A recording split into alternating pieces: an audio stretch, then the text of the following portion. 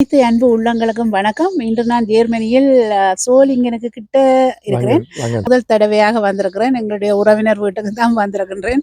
இங்கே இன்றைக்கு வந்தது என்ன, சுரைக்காய் கண்டு கொண்டு வந்து சுரைக்காய் கண்டு நடப்போறோம். அதாவது கொடி, சுரைக்காய் கொடியா வர்றது எல்லாருக்கும் தெரியும். அப்ப இவர்களுக்கு விருப்பம் தான், ஆனால் அதை கொஞ்சம் கொஞ்சமாக இப்ப ஆரம்பித்திருக்கிறார்கள். எவ்வளவு காலம்னு வணக்கம். முதல்ல என்னடா பாக்குற மக்களுக்கு நீங்க யாருன்றது சொல்லுங்க, உங்களோட பேர் என்னன்றதை சொல்லுங்க. வணக்கம். உங்களோட பேர் என்ன? லங்கன்பில் இருக்கிற சரவணபவன். சரவணபவன். அக்காண்ட பேர் கலாநிதி. கலாநிதி. இவர்கள்ட்ட தான் இன்றைக்கு வந்திருக்கின்றேன். ஏற்கனவே என்னுடைய வீடியோக்கள் பார்க்கின்றார்கள். விவசாயத்தில் ஈடுபாடு இருக்குது. கொஞ்சம் கொஞ்சமாக செய்ய ஆரம்பித்திருக்கின்றார்கள். எவ்வளவு காலமாகனா நீங்கள் இப்ப வீட்டு தோட்டமா இதுகளுக்குள்ள கொஞ்சம் கொஞ்சம் செய்து வருகிறீர்கள்? 3 வருஷம். 3 வருஷமா? இந்த வாழை நிற்கின்றது. நாங்கள் வாழைக்கு போவோம் என்று வந்த உடனே நாங்கள் வாழை மரத்தை தான் பார்த்துருந்தோம். இவ்வளவு பெருசா நிற்குது. எதுக்காக நான் உடனே கதைச்சதோட வாழை மரத்துக்கு கொண்டு போறேன்னு சொன்னால், அன்பர்கள் ஒரு ஆள் பரிசில் இருந்தவங்க எழுதியிருந்த போது கேட்டிருந்தார். இன்னொரு ஆக்கள் சொன்னது, இது மூடி கட்ட தேவையில்லை, அப்படியே விட்டா வருமென்று சொல்லி. ஒருதர் உங்களுக்கு அந்த விளக்கம் சொல்றாருன்னு சொன்னா, அவர் எந்த சந்தர்ப்பத்துக்கு மூடி கட்டக்கூடாது அல்லது எப்படியான இடத்துல இந்த வாழை இருந்தா மூடிக்கட்ட தேவையில்லை. இந்த வாழை மூடிக்கட்டே இல்லை. ஆனா இவ்வளவு தூரம் வந்திருக்குது. கீழே அடியில இருந்து இல்ல, மேலே இருந்தே வருது. என்ன காரணம் என்று சொன்னா, இது வீட்டு தோட்டமா இருக்குது. வீட்டோட பாருங்க, இந்த வீட்டுக்கு பின்னுக்கு பால்கனியோட அந்த வீட்டோட அணைவா அடக்கமா இருக்கிறபடியினாலே அதுக்கு குளிர் பிடிக்கிறது குறைவு.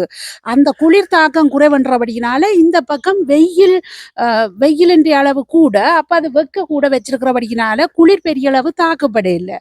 விண்டர் காலமா இருந்தாலும் வர்ற சூரிய வெளிச்சம் இங்க கூடுதலா பட்டிருக்கு. இப்ப இன்றைக்கு வந்து பாக்க பாருங்க, இவைக்கு பொத்தி போட்டிருந்ததாம். இப்ப போட்டு 4-5 வருஷம் நீங்க என்ன? போன வருஷம் பொத்தி வந்தது வாழை. இது நட்டு 5 வருஷமா? வாழை மரம் நட்டு 5 வருஷம் இருக்கும். 5 வருஷம். போன வருஷம் ஒரு பொத்தி போட்டேன்னு சொன்னாரன்னா, இப்ப இந்த வருஷம் 2 வாழை பொத்தி போடுமாம். மூடி கட்டவே இல்லை. இவ்வளவு தூரம் வந்திருக்குது. அதுல பாருங்க 3, 6, 7 கண்டு நல்ல பெரிய கண்டா இருக்கு. 2 கண்டு பொத்தி போட இருக்கு. அப்ப அதை நீங்க வச்சிருக்கிற சிச்சுவேஷன், சூழ்நிலை, தோட்டம் ஒரு அணைவில்லாம எட்டவா தனிப்பட நின்றால் அதை விண்டருக்கு கட்டாயம் மூடி கட்ட வேணும். நீங்க சுயமாவே உண்மையில யோசிக்கணும், தனியா நிக்குதே குளிர்படுமெண்டு. இப்ப இது சுத்த பொய்யம் இல்லை, உண்மைதான். மூடி கட்டையில இவ்வளவு தூரம் வந்திருக்குது. அப்ப சில பேர் வச்சிருக்கிற இடத்தை பொறுத்து இதன்னு. இப்ப நாங்க வீட்டோட நின்றாலும் மூடி கட்டுறோம். ஏனென்றால் எவ்வளவு தூரம் நாங்கள் மூடி கட்டுறோமோ பிறகு கலட்டினோடனே அதுல இருந்து இலை படபடபடண்டு அது வந்துடும். அதுக்காகவே செய்கிறோம். இப்ப நாங்க வாழை கண்டோட அடுத்தது நாங்க என்ன பார்க்க போறோம் என்று சொன்னால், சுரக்காய் கண்டு கொண்டு வந்திருக்கிறோம். அதாவது சுரக்காய் கொடி தான். அப்ப இவர்களுக்கு இடம் இருக்கிறபடினால இதை நடுவம், கொடி பிடிச்சு விடுறதுக்கும் இடம் இருக்கிறபடினால நட போறோம். வாங்கோ சுரக்காய் விதை, சுரக்காய் கொடி எப்படி நடுறேன்னு பார்ப்போம். இந்த சுரக்காய் கண்டு நடுறதுக்கு வாழை மரம் ஒரு பக்கம் நிற்குது. அதே இடத்துல பக்கத்துல நாங்கள் கிடங்கு கிண்டிட்டோம். அப்ப கிடங்கு கிண்டினா எப்படி இந்த நிலம் இருக்குன்னு பாருங்க. நாங்க கிடங்கு கிண்டைக்குல அடியில நெல்ல காத்தோட்டமா நல்ல சாஃப்டா லூசா மண் இருக்கணும். ஆனா இங்க லூசா இல்லை, இறுக்கமா இருக்கு. அப்ப மண்புழு கூட இதுக்குள்ள குறைவா தான் இருக்குது.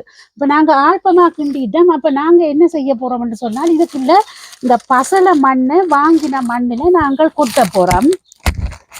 உங்களோட இடத்துல தோட்டமண் இப்படி கலந்து சாஃப்டா இருந்தா கணக்க பசலை மண் போட தேவையில்லை. நாங்கள் இது கொஞ்சம் பசலைத்தன்மை குறைவா இருக்கிறபடியினால இதை போட்டிருக்கிறோம். இதை நாங்க இந்த மண்ணோட கொஞ்சம் போட்டு சரியா கலக்குறோம் என்று சொன்னால், இப்ப நாங்கள் சுரக்காய் பூசணி கொடியினங்கள் கூட வேரோடும். அப்ப நாங்க கொஞ்சம் மண்ணை போட்டு கலந்துட்டு இதுக்குள்ள வச்சால் அவர் கெதியில வளர்றதுக்கு உதவியா இருக்கும். மற்றது இங்க பாருங்க, இப்படி கலக்கேக்க நல்ல காத்தோட்டம் உள்ளதா லூஸா இப்படி சாஃப்டா இருந்தா சரி. இதுக்குள்ள நாங்கள் இப்ப இந்த சுரக்காய் கண்டை நடப்போறோம். இப்ப இதை கொண்டு வரைக்கல நாங்கள் ஒருமிக்கவே அப்படியே கண்டு மண்ணோடு அணைஞ்சு நிக்குது. இதை நான் 2 கண்டும் 3 கண்டுமா நடப்போறோம் என்று சொன்னா, அப்புறம் கொடியா பிடிச்சு விட அவர் தனித்தனியா வந்துடுவார். இதுக்குள்ள பாத்தீங்கன்னு சொன்னா, நான் இந்த 3 உள்ளதை இதுல நாங்க 3 கண்டா வச்சிருக்கிறோம். தனியா நட்டா நெல்லம். ஆனா சேர்ந்து இருக்கிறபடியினாலே அந்த மண்ணை பிரிக்க கூடாது. உடனே அதிர்ச்சி ஆக்கப்பட்டு அதன் வளர்ச்சி குறைவா இருக்கும். அப்ப அதுக்காக நாங்கள் 3யும் சேர்த்து அப்படியே மண் போடுறோம். இப்ப நீங்க இந்த 3 கண்டையும் நான் நடையக்கில்ல அந்த மண்ணில பிரிக்காம இதை நட்டு மூடையக்கில்ல கொஞ்சம் விரிச்சு அமர்த்தி விட்டுருக்கிறேன். அவர் இப்படியே தனிப்பட முளைச்சு வரைக்க நாங்க கொடியா புரிக்கல தனித்தனியா பிடிச்சு விடலாம். இப்ப நாங்க விடையக்கு என்ன செய்திருக்கிறோம்டா பசல மண் போட்டுட்டு அடியில தண்ணி ஊற்றக்கூடாது. ஏன்னா மண்ணை அரிச்சு இதண்டு போகுன்றதுக்காக அதுக்கு ஒரு பிட்டிக்குள்ள இதை பிட்டியாக்கி போட்டு சுத்தி வர இப்படி ஒரு பள்ளம் மாதிரி செய்து விட்டா இந்த இடத்துல மெதுவா நீங்க தண்ணியை ஊத்தி கொள்ளலாம். இதே மாதிரி தான் மற்ற கண்டையும் நட போறேன். இப்ப நாங்கள் மற்ற 2 கண்டையும் பக்கத்திலேயே இங்கால கிட்ட நடுறோம். அதையுமே கண்டை புரிக்காம அப்படியே சேர்த்து அமர்த்தி விடுறோம். ஆக இது ஓரளவு அல்பமா வச்சா சரி. ஆக நீங்க அல்பமா கொண்டு போகிறது இல்லை, குளிர் தாங்கக்கூடிய மாதிரி ஓரளவு அல்பமா. இப்போ நாங்கள் சுரக்க கொடி நட்டுட்டோம். நட்டு போட்டு இப்போ நேரடி வெயில், அதாவது இப்போ திடீர்னு கூடுதலான வெயிலும் இருக்கும். இரவில் வரைக்குள்ள ஒரு 8 கிராட் 7 கிராட் வந்தால் கூட இந்த கொடி அதாவது நிலத்தில் வச்ச உடனே அது ஒரு அதிர்ச்சிக்கு உள்ளாகிறபடினாலே அதுக்கு ஒரு கடும் தாக்கம் வராத மாதிரி இருக்கிறதுக்கு நாங்கள் குலை ஊண்ட போகிறோம். குழி என்று சொல்கிறதானே. இப்போ உங்களோட வீட்டில் குலை வேற இருந்தாலும் எடுக்கலாம், இப்படியானது எடுக்கலாம்ன்றதுல இதுக்கும் ஒரு வகை. இப்படி மரங்கள்ல இப்படி வேலியா இருந்தபடியினால நான் இதைத்தான் பாவிக்கிறதுக்காக எடுத்திருக்கிறேன். பார்த்தீங்கன்னு சொன்னா தெரியும், ஊர்ல குழி என்று சொன்னால் பூவரசாங்குலை வெட்டி எடுப்பினம் அப்படியானது. இப்ப இது ஊன்றதுக்காக நான் இப்படி சின்ன தடியா வெட்டி எடுத்திருக்கிறேன். என்று சொன்னா எவ்வளவு குலை இருக்குதோ பக்கத்துல நாங்க ஊண்டி விட்டோம் என்று சொல்லி சொன்னால் அது தண்ணி ஊற்றுவோம். தண்ணி ஊற்றக்குள்ள கூட அந்த வச்ச புது கண்டு மண் சாஃப்டா இருக்கிறபடியா டக்கண்டு அரிக்கவும் மாட்டுது. அதை இப்படியே மூடி பிடிக்கிற மாதிரி நான் ஊண்டி விட போறேன். அப்பதான் கடும் வெயிலும் தாக்காது. ஓரளவு இதுக்குள்ளால படுற சூரிய வெளிச்சம் அதுக்கு போதுமானது. இரவில ஒரு 7-8 கிராட் கூட வந்தா கூட அதை தாங்கி பிடிக்கும். இப்ப நாங்க இதை எப்படி ஊண்ட போறோம்ன்றதை பார்ப்போம். இப்போ நாங்கள் தடி அதாவது குலை ஊன்றதுக்கு வெட்டி எடுத்து வந்துட்டோம். நாங்கள் தண்ணி அதாவது புது மண் இப்போ பசலை மண் போட்டு சேர்த்து வச்ச உடனே நாங்கள் தண்ணியாக குளக்கண்டு ஊற்றினோம்னா இந்த மண் கரைஞ்சிடும். அதனால இப்படி இதுக்குள்ள தண்ணி எடுத்து இப்படி ஸ்ப்ரே பண்ற மாதிரி நாங்கள் தெளிக்கலாம். ஒரு 2 நாள் 3 நாளைக்கு இப்படி தண்ணியை தெளித்தால் மண் கரைஞ்சு போகாது, கண்டையும் பழுதாக்காது. இப்போ நாங்கள் அதோடைய ஒட்டை இதண்டாமே ஓரளவு விளத்தி ஊன்றோம். இதை இப்போ பாருங்க 2 பக்கம் நான் தடி இப்படி ஊண்டேக்க இவர் ஓரளவு இப்படி மூடி பிடிப்பார். அப்போ வெளிச்சம் படுறது கடுமையா தாக்காது. பார்த்தீங்களா? இப்போ நாங்கள் தண்ணி ஊற்றல இந்த தடி ஊண்டி இருக்கிறோமெல்லாம் அதுக்கு வெளிப்புறமா தான் ஊற்ற வேணும். அப்படி ஊற்றினோம்னா இந்த கண்டுக்கு நேரடியாக அரிப்பை உருவாக்காது. இப்படி வச்சுட்டு ஒரு கிழமைக்கு நீங்கள் சுத்தி வர தண்ணியை பார்த்து கொஞ்சம் கொஞ்சமா ஊற்றி கொண்டு வாங்கும். அடுத்த கண்டுக்குமே 2 பக்கத்துக்கு அப்படியே குழிய மூடுறோம். நீங்க இப்படி தடி வெட்டி ஊன்ற இப்ப வேலிகள்ல இருக்கிற தடியா கூட நல்ல கூடின பாதுகாப்பா இருக்குது. பாத்தீங்கன்னா பாருங்க, இதுக்குள்ளால இந்த இதுகளுக்குள்ளால வர்ற வெளிச்சம் ஓகேயா இருக்கும். நாங்க இதை சுத்தி வரவே தடி இருக்குது, வடிவா பாதுகாப்பா இருக்கட்டும் முடியாச்சு. இப்ப நாங்க தண்ணி விடையில சாடியா முதல் அந்த அடிக்கி தெளிச்சு விட்டுருந்தேன் நான். அது பத்தாதபடியினால இப்ப நாங்க ஒரு கிழமைக்கு இந்த சுத்தி வர இதாவது தடி ஊண்டினதுக்கு வெளிப்புறமாகத்தான் தண்ணியை ஊத்த போறோம். ஒரு கிழமை கடந்தா போல நாங்க இந்த குழியை வெளியில எடுக்கிறோம் என்று சொன்னா எடுத்துட்டு கொஞ்சம் பசலை மண்ணி அந்த அடியோட கொஞ்சமா 2 கண்டுக்கும் போட்டு விட வேணும். இந்த தடி ஊண்டினதுக்கு சுத்தி வர வெளிப்புறமாக தண்ணியை இப்படி விட்டு விடணும். என்னடா நல்ல வெயிலண்டேக்குல தண்ணி நல்லா உறிஞ்சி எடுக்கும். இப்ப பாருங்க போதும், மண்ணரிப்பு அவடத்துக்கு மண்ணரிப்பு வராது. அதே மாதிரி இதுக்குமே சுத்தி வர தண்ணியை ஊத்துறோம்.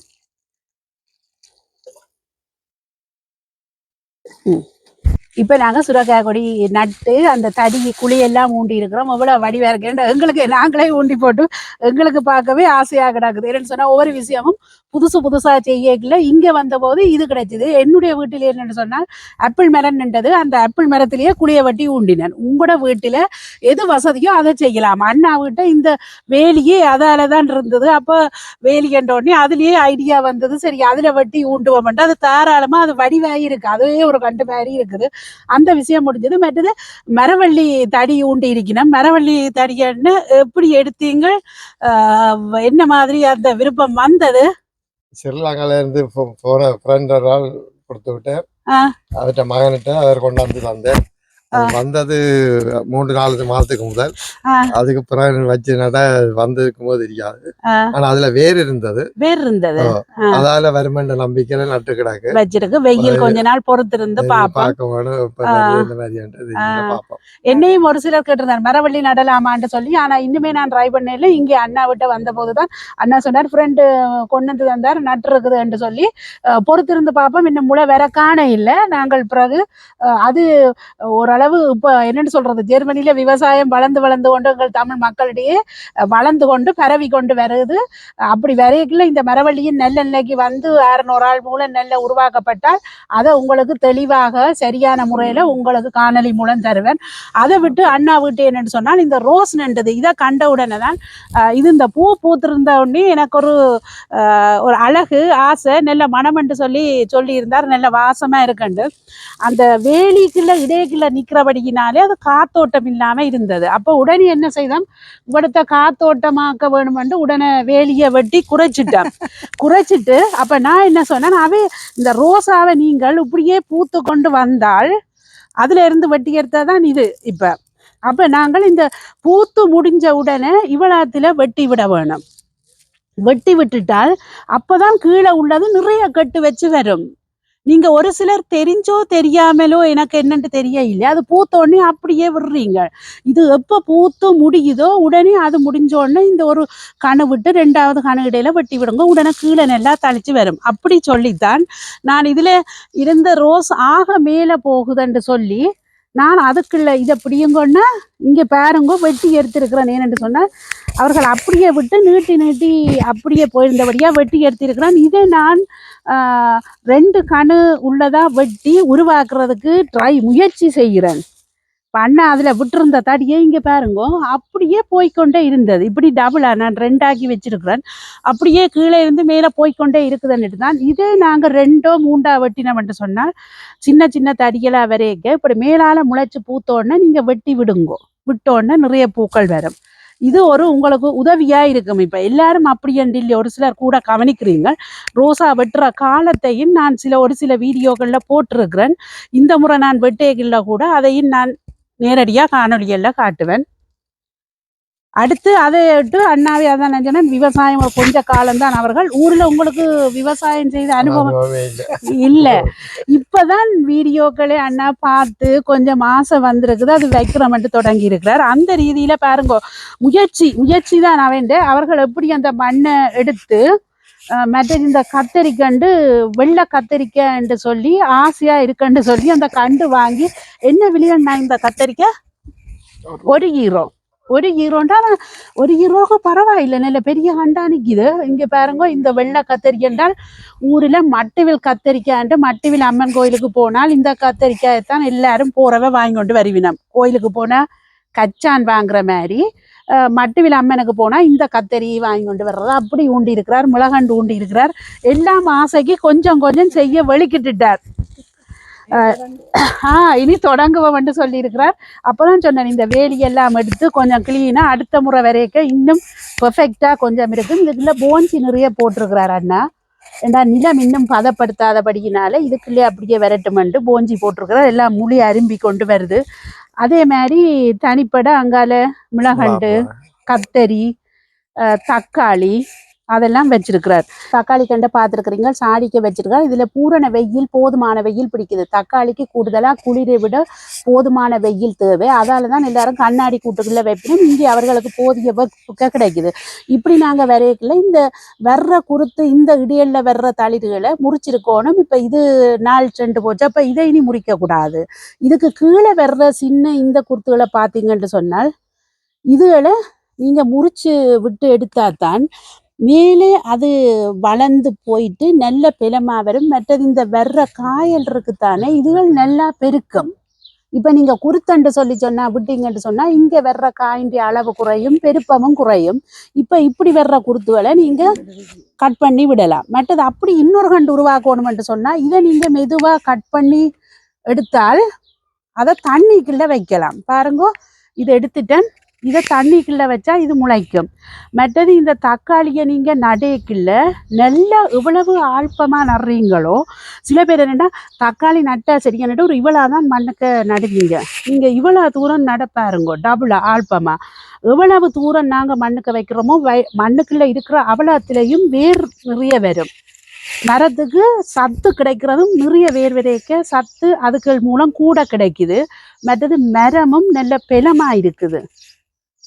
விட நீங்க எவ்வளவு டபுள் ஆல்பமா நடைக்குள்ள கூடின டபுள் பெலனை பெறுறீங்க. இப்ப நாங்க தக்காளி கண்டு எவ்வளவு ஆல்பமா, அதாவது எவ்வளவு ஆழமா நடப்புறோன்றத பார்ப்போம். இப்ப நாங்க இந்த பெரிய சாடிக்குள்ள தொட்டிக்குள்ள தான் வைக்க போறோம். இந்த தொட்டிக்குள்ள தனியா பசலை மண் தான் இருக்குது. அப்ப நாங்க தனியா பசலை மண்ணுன்றதை விட்டுட்டு மற்ற மண்ணையும் என்னன்னா தனியாவே நல்ல லூஸா இருந்தா அதுக்கும் பெலனா மரம் பெறதுக்கு பத்தாது. இந்த மண்ணையும் நாங்க கலக்குறோம். நல்லா கலந்து போட்டு தனி பசலை மண்ணோட இப்போ ஒரு வருஷமோ 2 வருஷம் வெளியில இருந்த அப்படி குளிர்பட்ட மண்ணையும் சேர்த்து கலக்குறோம். இதுக்குள்ள நீங்கள் கொம்போஸ்ட் வச்சிருந்தா கூட அதையும் கலக்கலாம், அல்லது குதிரை சாணம் காஞ்சிருந்தா அதையும் கலக்கலாம். இதை நாங்க கலந்து போட்டு என்ன செய்கிறோம்னு சொன்னா இந்த 3 கண்டையும் ஐதாவே நடப்போறோம். எவ்வளவு தூரம் ஆழ்பமா நடுறதுன்றத பார்ப்போம்.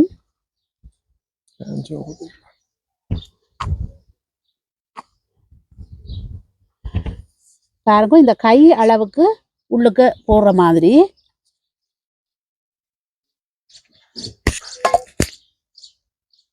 மூன்று கண்டையும் மண்ணோடைய அப்படியே சேர்த்து நாங்க இப்ப நடப்புறோம்.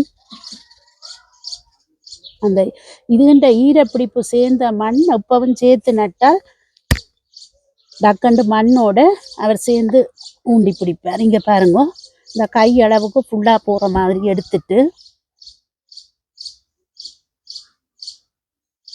தக்காளி கண்டு எப்பவுமே இவ்வளவு ஆழ்பமா நட வேணும். மேலால நட்டா மரமும் வளைஞ்சு இதண்டிடும். மற்றது எவ்வளவு தூரம் ஆழ்பமா நடுறோமோ அவ்வளவு தூரத்துக்கு அடியில வேர் ஊண்டி நல்ல பலமான மரமா வரும்.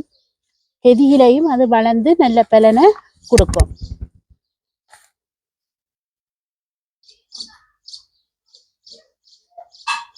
பாத்தீங்களோ?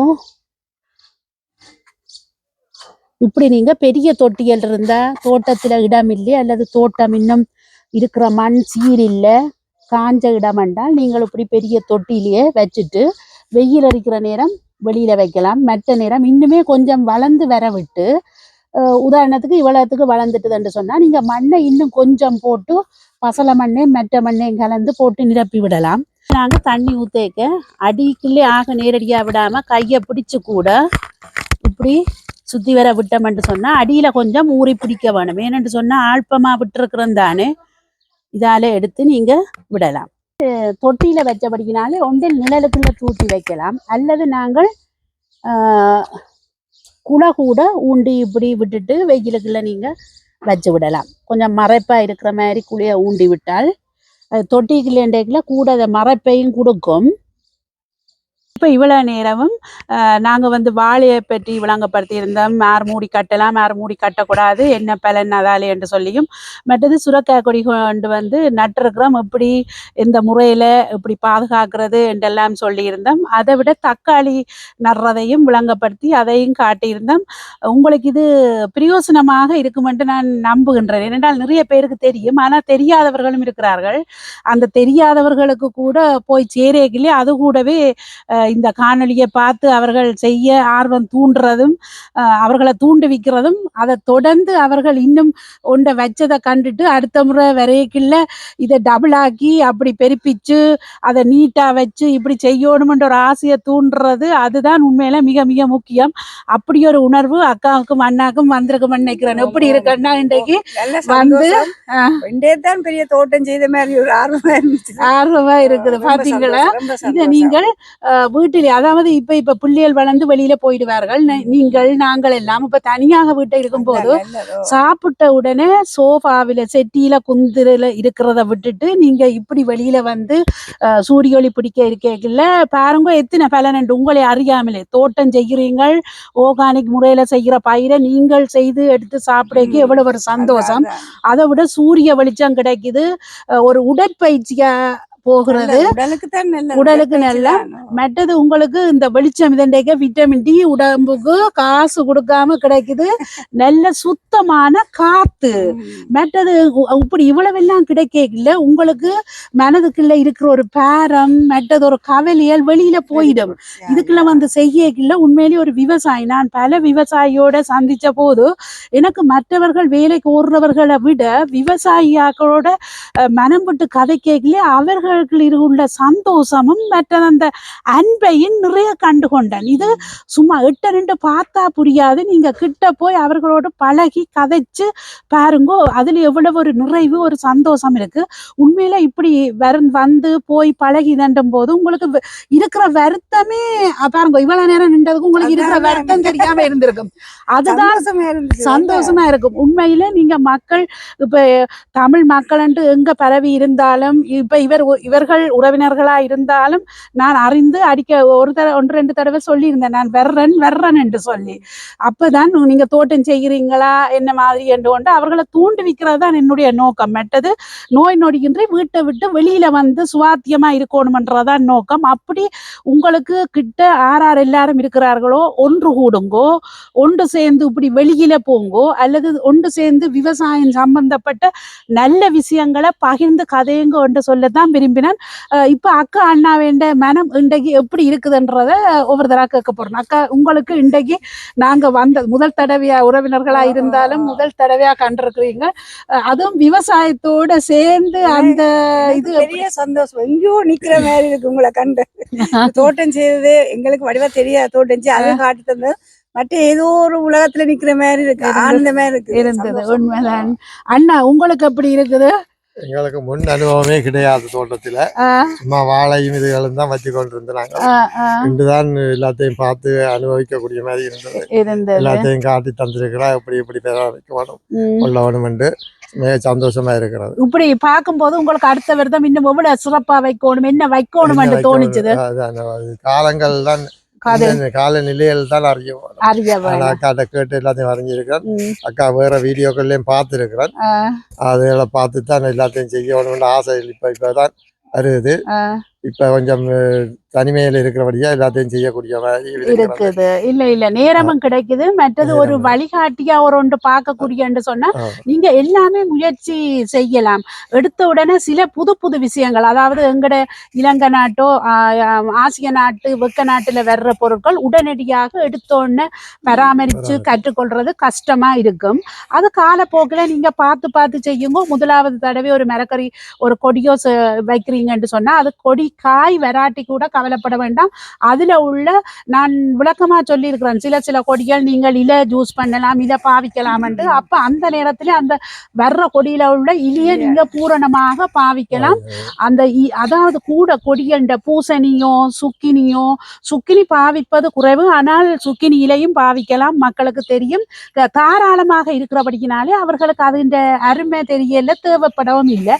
நீங்க அப்படி இப்ப சுரக்காய் கூட நான் அக்காவைக்கு முதலே சொன்னேன், நீங்கள் காய் வருதோ இல்லையோ இலையே கட்டாயம் யூஸ் பண்ணுங்க. அந்த இலை வரையக்கில்ல ஆரம்ப இலையில் ஒரு குறிப்பிட்ட காலம் இருக்கும், அதுக்கப்புறம் ஒரு வெள்ளப்பட்ட புள்ளி மாதிரி வரும். அது பூசணி கொடியிலேயும் இருக்கும், சுரக்காயிலேயும் இருக்கும், மற்றது சுக்கினியிலேயும் இருக்கும். இந்த வெள்ளை படோக்கு முதல் உள்ள இலையில எடுத்து வருங்க. அந்த வெள்ளை பட்டுட்டா கொஞ்சம் முத்திட்டுது அப்படின்ட்டு. வெள்ளை படோக்கும் எடுத்தா அதுல உள்ள பச்சையத்தன்மை, அதுல உள்ள பூரண மெக்னீசியம், இரும்பு சத்து, அயன் சத்துக்கள் எல்லாம் கூடுதலாக உங்களுக்கு விட்டமின் சி எல்லாம் கூட கிடைக்கும். அதை நீங்க குறைவா இலை வந்ததுன்னு சொன்னா அது ஒரு கரட்டோடியோ அப்படி சேர்த்து கூட வறுக்கலாம். ஒரு கரட்டு அல்லது பீட்ரூட் அது கூடவே சேர்த்து நீங்க வறுத்து பலனடையலாம் என்று கூறிக்கொண்டு இன்றைய காணொலியை நாங்கள் முடித்துக் கொள்கின்றோம். மிக்க நன்றி அண்ணா, மிக்க நன்றி.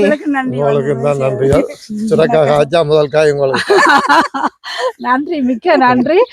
வேறு யார்களுக்கு எனக்கு வசதி இந்த உண்மையிலே இங்க இருந்தும் கரை போர்டர்களோடு அண்டியுள்ள ஒரு சிலர் கூட என்னோட தொடர்பு கொண்டிருந்தீங்க. உண்மையிலே எனக்கு மிக தொலைவா இருக்கிறபடியினால உங்களை வந்து சந்திக்கவோ ஒரு விதியை தரவோ முடியாமல் இருக்கின்றது.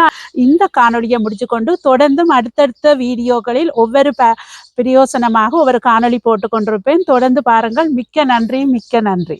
நன்றி. இந்த காணொலியை நீங்கள் சப்ஸ்கிரைப் செய்து அவர்களுக்கு ஊக்கம் கொடுக்கவும். மிக்க நன்றி அண்ணா.